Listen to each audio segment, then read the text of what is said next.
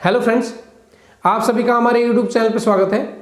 अगर आप हमारे YouTube चैनल पर पहली बार आए हो तो मैं डॉक्टर अनुज गोस्वामी आपका अपने YouTube चैनल पर हार्दिक स्वागत करता हूं। फ्रेंड्स, क्या आप जानते हैं कि मल द्वार से संबंधित जितने भी रोग होते हैं, सबसे ज़्यादा जो पेशेंट परेशान होता है वो केवल फिशर का पेशेंट होता है, क्योंकि फिशर ही एक ऐसी बीमारी है जिसके अंदर पेशेंट को अनबियरेबल पेन, मतलब जो दर्द वो बर्दाश्त नहीं कर पाता, इस तरह का पेन होगा। अंदर मल द्वार के अंदर बहुत ज़्यादा जलन महसूस होगी, या पेशेंट को ड्रॉप वाइज करके बूंद बूंद करके मोशन के साथ ब्लड गिरेगा, या कभी कभी स्टूल के साथ बिल्कुल एक स्ट्रिप की तरह, बिल्कुल एक लकीर की तरह, एक लाइन की तरह ब्लड लगा हुआ आता है। तो फ्रेंड्स, आज इस फिशर को लेके इसका सारा ट्रीटमेंट का एक सारांश, बिल्कुल एक ट्रीटमेंट का जो एक रिदम होता है, स्टेप वाइज ट्रीटमेंट का जो रिदम है स्टेप वाइज, वो सारा मैं आपको बताने की कोशिश करूंगा। और इस अकेली वीडियो से एक्यूट फिशर के या क्रोनिक फिशर के वो पेशेंट्स फ्रेंड्स जिनकी मल द्वार की जो टोन है, एनल टोन जो है वो बिल्कुल फिलहाल स्वस्थ है, मतलब जो अपनी फिंगर को बड़े आराम से अंदर डाल लेते हैं, जो दवाई को बड़े आराम से लगा लेते हैं, ऐसे पेशेंट्स के लिए आज की ये वीडियो बहुत इंपॉर्टेंट होने वाली है। और फिशर के वो पेशेंट्स जिनको अनबियरेबल पेन है, जिनको पेन बर्दाश्त ही नहीं है, उन पेशेंट्स के लिए भी ये वीडियो बिल्कुल रामबाण की तरह वर्क करेगी, क्योंकि इस वीडियो के अंदर फिशर के स्टार्टिंग से लेके और लास्ट तक का ट्रीटमेंट क्या होना चाहिए, स्टेप बाय स्टेप मैं आपको बताने जा रहा हूं। बहुत अच्छी वीडियो आपके लिए होने वाली है फ्रेंड्स, तो इस वीडियो को ध्यान से देखें और पूरा देखें। और इस वीडियो को देखने के बाद फ्रेंड्स अपने आसपास अपनी जितनी आपकी कम्युनिटी है, जितने भी आपके नोन हैं, जितने भी आपके रिलेटिव्स हैं, उन सबको शेयर करें, जिससे इस वीडियो की जानकारी सभी तक पहुंचे। और एनोरेक्टल के फिशर जो सबसे खतरनाक बीमारी होती है एनोरेक्टल के अंदर, क्योंकि अनबियरेबल पेन केवल इसी बीमारी के अंदर होता है जब मरीज को दर्द बर्दाश्त नहीं होता, तो उसके सामने जो भी होता है, मतलब अगर डॉक्टर कहते हैं कि ऑपरेशन होगा तो तुरंत कहता है सर ऑपरेशन कर दो, कोई डॉक्टर कहता है कि लेजर होगा तो वो पेशेंट कहता है सर लेजर कर दो पर मेरे को ठीक कर दो। ऐसा पेन, अनबियरेबल पेन, तो ऐसे पेन से बिल्कुल निजात दिलाने का ये जो ट्रीटमेंट आज मैं बताने जा रहा हूं, इस पेन से आपको 100% रिलीफ मिलेगा अगर आप शुरुआती लक्षणों में ही तुरंत अपनी बीमारी को पहचान लोगे और अपने इस ट्रीटमेंट को फॉलोअप में ले लोगे, तो फ्रेंड्स आपकी बहुत जल्दी रिकवरी बनेगी। अभी फ्रेंड्स एक आउटलाइन में समझा देता हूं आपको कि फिशर होता क्या है। हमारे मल द्वार के अंदर कभी पेशेंट बिल्कुल स्वस्थ है, कभी कभी क्या होता है फ्रेंड्स कि कभी कॉन्स्टिपेशन के मोशन की वजह से, जो बहुत ज़्यादा टाइट मोशन होता है उसकी वजह से फ्रेंड्स क्या होता है कि हमारे एनल एरिया के अंदर किसी भी हिस्से के अंदर, अभी आपको मैं इसे समझाता हूँ, किसी भी हिस्से के अंदर एक ऐसा कट लगना, ये जो आपको ब्लू लाइन दिखाई दे रही है ये वाली, इस तरह के कट के लगने को, इस तरह का जो कट लगता है, टियर हो जाता है, इस तरह के कट के लगने को, ये जो कट लगा हुआ है, ठीक है, दिखाई दे रहा है, इस तरह के कट के लगने को ही हम फिशर बोलते हैं। और कट लगना क्या होता है फ्रेंड्स कि म्यूकोजा बड़ी सेंसिटिव एरिया हमारा एनल एरिया है, कि म्यूकोजा बड़ा सेंसिटिव, जो अंदर से जब कट लगता है तो पेशेंट को आप ये नहीं बोलोगे कि भाई कट लगा हुआ है तो 4 दिन आप मोशन को रोक दो, वो इम्पॉसिबल है, वो नहीं रोक सकता। तो मोशन पेशेंट रेगुलर जाता है, जिसकी वजह से वो कट गहरा होता चला जाता है और पेशेंट को पेन बढ़ता चला जाता है, बर्दाश्त से बाहर हो जाता है, जिसकी वजह से पेशेंट का जो एनल एरिया है उसकी जो मसल्स हैं वो बहुत टाइट हो जाती है, स्पिंक्टर्स बड़े टाइट हो जाते हैं और वो अपने एनल एरिया से स्टूल पास करते समय बहुत ज़्यादा परेशान होता है। ठीक है फ्रेंड्स, तो ये तो एक आउटलाइन है फिशर की। वैसे मैंने एक वीडियो बना रखी है फिशर को लेके, और अभी हम इस वीडियो को जो अभी बताने जा रहे हैं वो पूरा ट्रीटमेंट आपको बताएंगे, रिदम से बताएंगे कि पहले क्या करना है, उसके बाद क्या करना है, उसके बाद क्या करना है। ये पेशेंट्स के बहुत कमेंट होते हैं, वीडियो मैंने बना रखी है बट वो सब पार्ट्स के अंदर है, लेकिन आज मैं आपको हर चीज़ बताऊंगा। एक ही वीडियो के अंदर मैं कोशिश करूंगा कि आपको पूरा फिशर का ट्रीटमेंट कंप्लीट दे दूं। ठीक है फ्रेंड्स, तो चलिए फ्रेंड्स शुरू करते हैं अपनी वीडियो।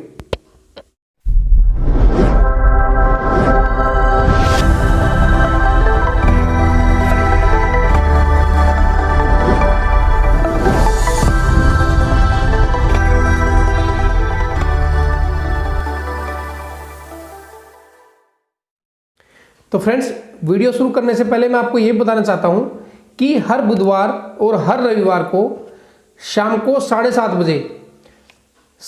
बजे से लेके और 8:30 बजे तक मैक्सिमम, मतलब 1 से सवा घंटे का मैं लाइव सेशन करता हूँ।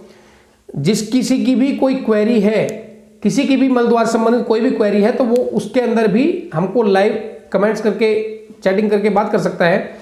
हम उसके अंदर पूरा खोल के बात करते हैं, बिकॉज उसके अंदर बड़ा टाइम होता है, मेरे पास लंबा टाइम होता है, मैं एक एक बात को डिटेल में समझा सकता हूँ। लेकिन वीडियो थोड़ी छोटी इसलिए बनाते हैं कि फ्रेंड्स, कि वीडियो देखने वाले को बोरियत महसूस ना हो और वो अपनी बीमारी को जल्दी पकड़े और जल्दी ही उसका ट्रीटमेंट प्रॉपर रूप से उसको मिल जाए।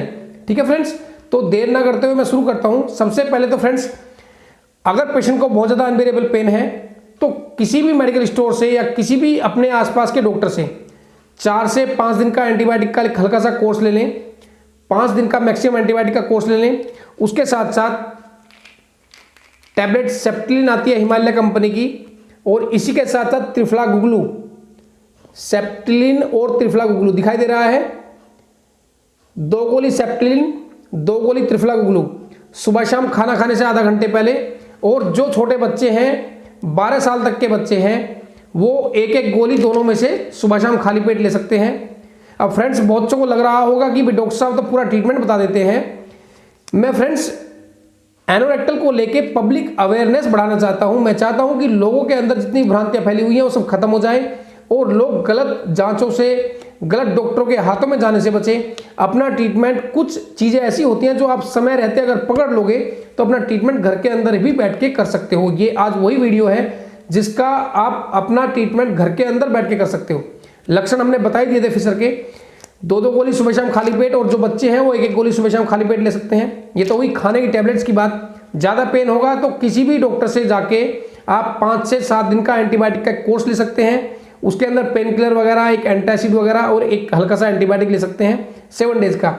ये चीज़ें मैं इसके अंदर नहीं बता सकता वीडियो के अंदर, बिकॉज कभी कभी पेशेंट की सेंसिटिविटी ऐसी होती है कि कोई एलोपैथ की मेडिसिन रिएक्शन ना कर दे। बट हमारी आयुर्वेद की ऐसी कोई प्रॉब्लम नहीं है कि वो रिएक्शन करे, तो आप घर में बेहिचक आराम से ले सकते हो। ठीक है फ्रेंड्स, ये तो रही खाने की बात। अब सबसे पहले सुने, जो पेशेंट को करना है, पेशेंट को करना है सिकाई। गुनगुने पानी के अंदर बैठ के सुबह शाम सिकाई करना है। अगर बहुत ज़्यादा दर्द है तो दिन में 3 बार सिकाई करना है। गुनगुने पानी इतना लें, बहुत से पेशेंट्स की क्वेरी होती है सर गुनगुना पानी कितना लें। इतना पानी फ्रेंड्स कि जो हमारा एनल एरिया, जो हमारा मलद्वार है, बहुत अच्छी तरह से भीग जाए। ठीक है फ्रेंड्स, और उसके अंदर 1/4 फिटकरी का पाउडर। फिटकरी बहुत से को समझ में नहीं आता तो एलम उसको इंग्लिश में बोलते हैं। जो नाई होते हैं, जो कटिंग करने के बाद, जो शेविंग करने के बाद जो चेहरे पे लगाते हैं, सफ़ेद सा जो होता है, उसको हम फिटकरी बोलते हैं। उसका पाउडर बना लें। अगर किसी को फिटकरी नहीं मिलती तो बिटाडीन डाल सकते हैं या डिटोल का एक ढक्कन डाल सकते हैं पानी के अंदर। लेकिन फिटकरी बहुत अच्छा एंटीसेप्टिक है, बहुत अच्छा वर्क करता है, इसलिए फिटकरी की कोशिश करें। फिटकरी 1/4 चम्मच, 1/4 चम्मच से ज़्यादा नहीं डालना, 1/4 चम्मच फिटकरी का पाउडर डालें और उसके अंदर बैठ के सिकाई करें। ठीक है फ्रेंड्स, इसके बाद फिटकरी की सिकाई करने के बाद क्या करना है फ्रेंड्स, कि ये ज़ाइलोकेन जेली, ठीक है, और इसी के साथ बिटाडीन, ज़ाइलोकेन जेली, ठीक है, दिखाई दे रहा है फ्रेंड्स, देखो बिटाडीन और ज़ाइलोकेन जेली, ठीक है। लिग्नोकेन 2% इसके अंदर है और पोविडोन आयोडीन इसके अंदर है। कंपनी टू कंपनी वेरी करते हैं, कुछ चीज़ें बिटाडीन के नाम से नहीं मिलती, सिप्लाडीन है, सर्जीमेंट है, बहुत सारे नाम है, ब्रांड नेम है, मेट्रोकाइंड प्लस है, मैनकाइंड बनाती है, तो वो किसी भी कंपनी का ले सकते हो। तो इन दोनों ट्यूब में से सबसे पहले ज़ाइलोकेन जेली लगाने का तरीका समझो फ्रेंड्स। इसको ओपन करना है, एप्लीकेटर यूज नहीं करना, केवल फिंगर यूज करना है। एनल एरिया आपका ये रहा, ठीक है। अभी इसको हमने ओपन किया, मैं इसको ओपन नहीं कर रहा, लेकिन जब आप ओपन करोगे तो इस वाले हाथ में कोशिश करें कि जो दवाई लगाने वाला बंदा है वो दूसरा हो। आप शायद नहीं अच्छी तरह लगा पाओगे क्योंकि पेशेंट को दर्द रहता है, पेशेंट को दर्द रहेगा, फिंगर को आसानी से नहीं डाल पाएगा, ठीक है। तो कोशिश करें घर का जो आपका नोन है, जो आपका बहुत, जिसको आप अपनी निजी बातें सब बताते हो, ऐसे से अपनी आप मेडिसिन या दवाई लगवा सकते हो, ठीक है। अभी पोजीशन क्या होगी, वो लिथोटोमी पोजीशन होगी, इमेज में आप देख रहे हो लिथोटोमी पोजीशन होगी। एनल एरिया आपका ये है, जेली आपके हाथ पे इस वाले टिप पे रखो। उसके बाद पहले इस वाले एरिया को चिकना करो, स्लोली स्लोली चिकना करते रहो, ठीक है। जब आपको लगेगा पूरा लुब्रिकेट हो चुका है, पूरा चिकना हो चुका है, देन आपकी जो पोजीशन होगी, इसी जेली को फिर दोबारा लो, 2-3 बार लो टिप पे, ठीक है फ्रेंड्स। उसके बाद स्लोली स्लोली अंदर जाओ, ठीक है। अंदर जाने का भी रास्ता फ्रेंड्स देखो, ऐसे अंदर जाना है, सीधा नहीं जाना, ऐसे जाना है, ठीक है। ऐसे जाओ स्लोली स्लोली। अंदर जब जाओगे तो पेशेंट्स को हल्का पेन होगा, बट उसको फिर रोटेट करना शुरू करो, ठीक है। अंदर तक रोटेट करते रहो 2 से 3 मिनट तक रेगुलर। फिर जाइलोकेन जेली लो, फिर इस तरह से अंदर जाओ, फिर रोटेट करो, ठीक है। ये प्रक्रिया कम से कम 3 से 4 मिनट, ठीक है। उसके बाद बिटाडीन का नंबर आता है, ठीक है। फिर बिटाडीन को लो इसी तरह से टिप पे, फिर अंदर जाओ, फिर बिटाडीन लगाओ, फिर बिटाडीन लो, मतलब 3 से 4 बार बिटाडीन लो, 3 से 4 बार जाइलोकेन जेली लो। बिटाडीन की मात्रा ज़्यादा होगी क्योंकि घाव ये भरता है। जाइलोकेन का इसका जो रोल है वो लोकल एनेस्थीसिया का है, केवल लोकल एनेस्थीसिया करता है, जो पेन कम होगा पेशेंट को। बिटाडीन लगाओ, ठीक है। इसके बाद फ्रेंड्स ये लगाने के बाद 4 से 5 मिनट रेगुलर करो, लगातार करते रहो पेशेंट को, जिससे कि इसको लगातार करने को इसलिए बोलते हैं कि एनल टोन मेंटेन रहती है पेशेंट की। जो पेशेंट के स्फिंक्टर्स जो टाइट हो जाते हैं वो स्लोली स्लोली नॉर्मल होने लगेंगे, ठीक है। इसके बाद फ्रेंड्स आप ये 5 ml की सिरिंज लो, 4 ml इसके अंदर 4 ml तेल भरो। तेल कौन सा? तेल आपका ज्यात्यादि, किसी भी कंपनी का आप ले सकते हो, मार्केट के अंदर अवेलेबल है, ठीक है।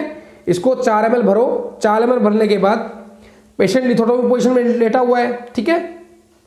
इसको केवल इस टिप को, जो ये टिप है, इसको टच करो, यहाँ पे टच करा, ठीक है, टच किया और प्रेशर से पंपिंग, ठीक है। प्रेशर से पंपिंग करने से क्या होगा फ्रेंड्स कि कुछ तेल तो बाहर आएगा, कुछ तेल अंदर जाएगा। तो कॉटन, एक कॉटन रखो, थोड़ा सा कॉटन का पैड उसके ऊपर लगा दो, या सैनिटरी पैड्स ले सकते हैं, सैनिटरी पैड्स लेडीज यूज कर सकती हैं। सैनिटरी पैड लगाने से क्या होगा कि जो तेल बाहर आता है वो एनल एरिया के पास ही लगा रहेगा, और सैनिटरी पैड आप लगाओगे तो आपको कपड़े वगैरह गंदे नहीं होंगे, ठीक है। जो ड्यूटी वगैरह करते हैं वो सैनिटरी पैड यूज कर सकते हैं, और जो घर पे ही रहते हैं वो ऑयलिंग नॉर्मल कर सकते हैं। अगर कपड़ा कोई गंदा भी होगा तो कोई प्रॉब्लम नहीं है, ठीक है। तो ये तो सारी विधि है लगाने की।